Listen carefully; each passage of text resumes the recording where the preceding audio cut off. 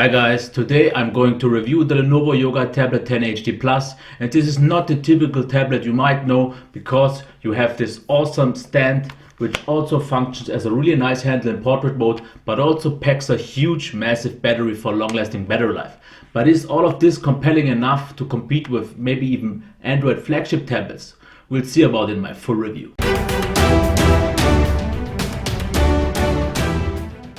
Let's talk about the key specs here first. We have a 10.1 inch display with a resolution of 1920 by 1200 and a ratio of 16 by 10, powered by a Snapdragon 400, 2GB of RAM, 16GB of storage with microSD card support, 9000 mAh of battery. It weighs 650 grams. The power button also works as a notification LED, and it also comes with haptic feedback. Let's go around the device and check the ports and the button placement. At the front we can see the front-facing camera and the stereo front-facing speakers.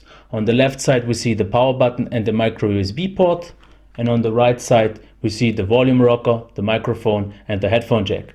What we see on the back is the micro SD card slot and this nice little stand, which I will talk about later in the design and the build quality.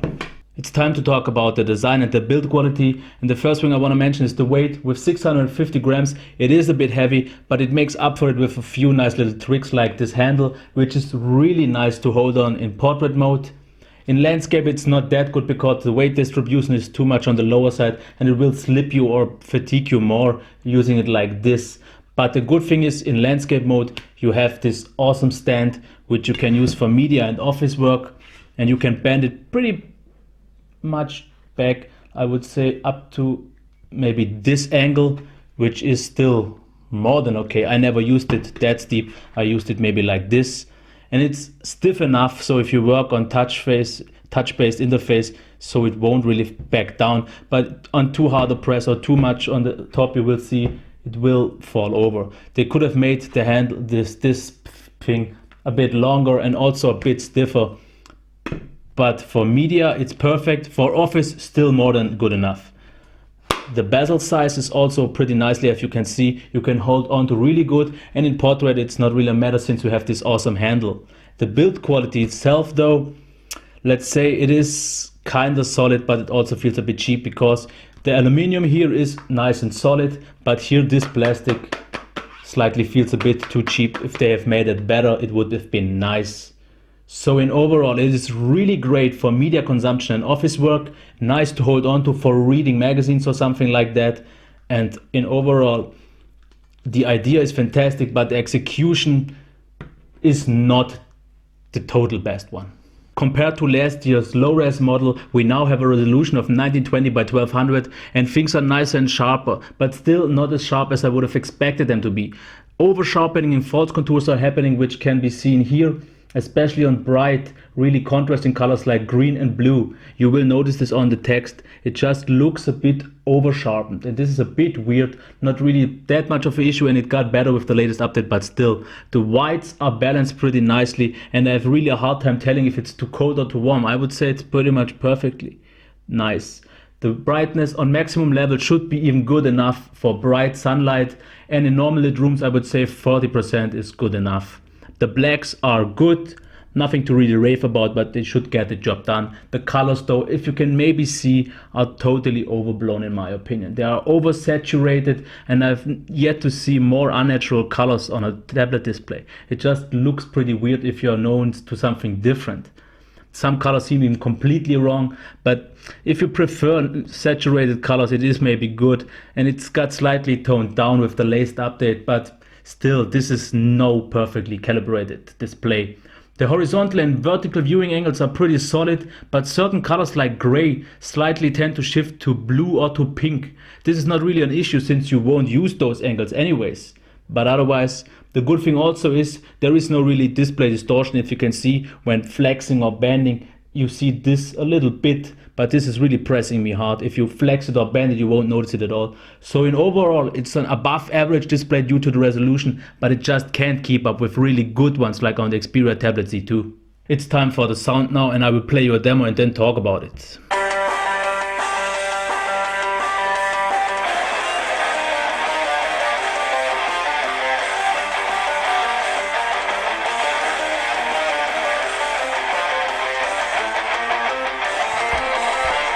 In case of my demo video right now here, I'm a bit disappointed because I've known it a lot better. But in overall, what I expected it to be, the volume is okay, but you would definitely think you would get more out of this, especially in terms of the volume. Also, there is not really any bass, which surprised me a lot because the device is pretty thick here and I would have expected to be a bit bass there. Mids and treble are okay, slightly harsh and also shallow, not rich at all. The placement is good, you won't block it at any time. I never really had a problem for this. So the sound is totally fine for YouTube and similar. Not so much for movies and games due to the lack of extra volume and bass. But the volume overall is good enough. So if you're mostly watching YouTube videos and a few TV shows maybe or something like this, it is okay, but not really for anything more. And this is something I'm pretty surprised about because it really looks like more. So it's average, at least not disappointing. The display is slightly more than good, the sound is okay, good enough, but what about the performance? And since the performance is something really important for me, I will talk a bit more about that. Out of the box, the performance was really horrible, slow and laggy. It got updated and things got way better. If we open apps like a Twitter app for Phoenix, you can see this is pretty smooth. I had nothing to complain here at all. Also, if you check G+, you know G+ is very demanding. So you will notice this is still okay. Definitely, I'm even surprised to say G+ works quite good. About the browser performance, and this is something I was pretty impressed by because the browser performance, once the page is loaded, as you can see here, is pretty smooth. This is pretty nice. Of course, not compared to any S800 device, but when I used the Samsung Tab Pro, this wasn't really any big of a difference. If we change to something else, this is definitely okay. As long as the page is loading though, things are still laggy and jaggy. So be sure to wait until the loading is finished. If we check a PDF right now, PDF files work quite nice, but you will have to wait for the rendering a bit. As you can see here, the scrolling itself is smooth, but you have slower rendering times. It is just an S400, so you will have to wait a bit for that. And also the device for me, some kind of things seems to be smoother in portrait mode than it is in landscape mode. This is a bit weird, as you can see. Also, what is not so good, as you can see, the app switching. The recent apps open pretty slow. You always have quite a delay, as you can see, to jump between apps. So this is definitely no snappy device. Once you're in an app, the app, as you can see, works quite nice, but jumping between apps isn't that nice. The other thing is you have multi-window. So if you use, let's say, Google Plus in one and YouTube in the other one, it will work, but some kind of this looks wrong to me.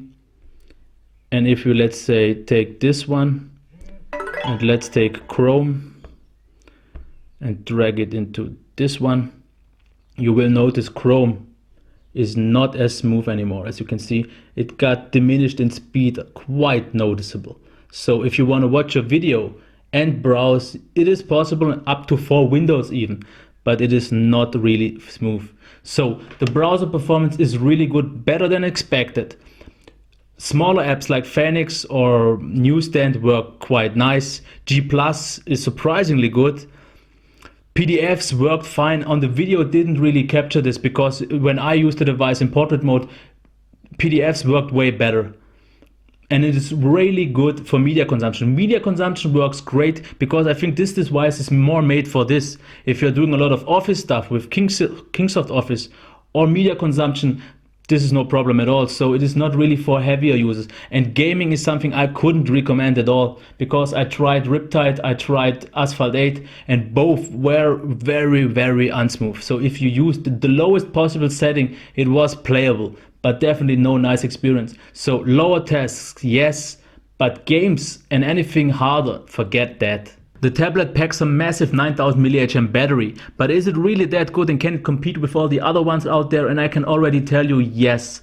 But first of all, for the full charge, it takes up about 4.5 hours, and this maybe seems a bit much compared to other devices, but it also you have to consider how long it lasts, because as you can already see here, 10.5 hours of screen on time over the course of 3 days and 16 hours. And I had still 5% left, and you have to think about 1% is almost good for 7-8 minutes of use. So I could have gone for 11 hours of screen on time until it would have died. The second one result I had was a bit less impressive, but still great. 9 hours over the course of 2 days. And this was with a bit heavier loads, more video watching and also some gaming, because I noticed video and audio seem to drain a bit more than usual casual stuff like browsing, office and social networks. Maybe because due to the speakers, since they are also there, but it seems kind of more than I usually expected. But in overall, I can say you, this device is good for 4 days of casual use, and I don't think you will have to charge it more than once or twice a week. In heavy use, as you saw, 10.5 hours. And this is with my use, and I usually tend to drain anyways faster than other people. So battery definitely is the most impressive one I've ever used. Nothing on Android can compete with this one.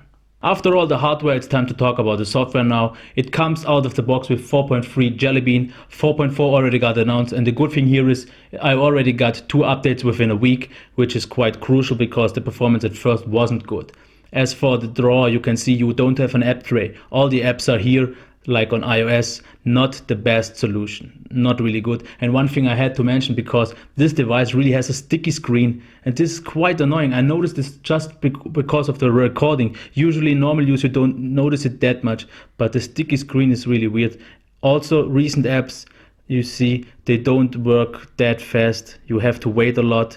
Not really the best kind of thing, but otherwise, as you can already see, this looks pretty much like stock Android. A heavily themed one, granted, and also not the nicest one because the colors are a bit weird. The icons are not the most beautiful ones. So in overall, it gets the job done really good, and it feels pretty stock-like, what is a huge benefit. The theming is not the beautiful most one, and also please replace this launcher with a third-party one, because you won't get a nice experience out of this. And the sticky screen, I have to tell it again, but I will talk about this in the summary. So in overall, the software is still good. You're not really handicapped by 4.3 after all. I want to end this review with a quick summary and then with a few final words. So about the device itself, it has a good layout for buttons and ports.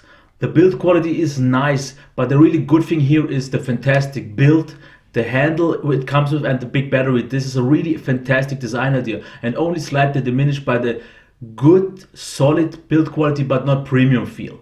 The display is good enough, acceptable, but it is not sharp as I would have expected, and the colors are pretty unnatural, but still okay.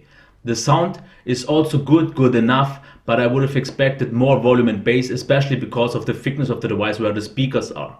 As for the performance in overall is really good, I would have to say. It is not extremely impressive, but it is smooth. Once you're in an app, it is mostly fine. It is not really laggy or something like that. But one thing the device really isn't, it is not snappy. Switching between apps is almost laggy all the time, and also pretty slow. So this is one thing you have to live. But if you mostly use office loads and a lot of YouTube videos and those stuff, this is where it's really good for. But for gaming, it is also not at all. So you will have to live with a good performing device that just isn't snappy.